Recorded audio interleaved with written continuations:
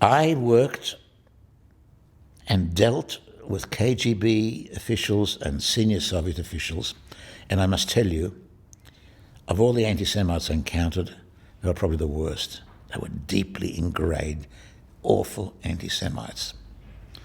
And I say that what we see in Putin is a miracle.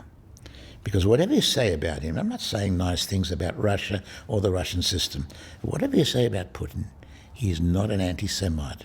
Believe me, the old Bolsheviks, if they could see him today, making all these nice statements to the Jewish community, having relations with Israel, coming and visiting Israel, going to the Western Wall, putting on a kippah, they would turn over their graves. Putin likes Jews, and he is putting out a message. He's got 1 million Jews there now. That does not mean that I would like to be in Putin's hands, because when the showdown between America and Israel comes, we become very unimportant, and I'm very worried about it.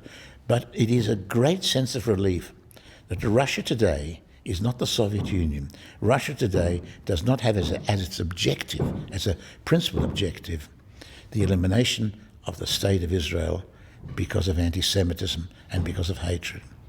And Putin has been running against the tide in Russia because there's a lot of anti-Semitism in Russia and moving against it. So to that extent, I say it's an extremely fortunate situation for Israel that Putin is not like his predecessors. For a KGB man brought up in the KGB to be like this is extraordinary. There are all sorts of reasons put forward for it. Some people say that he had some very close Jewish people that helped bring him up, a teacher, and there's a whole lot of stories about that. But I also think he's smart. And he's saying, why take these people on? That's not to say that I would like to rely on him. But if you ask me about Putin, I say he's a big, big plus compared to his predecessors. And you never know the way things are moving. We may even become friends, real friends.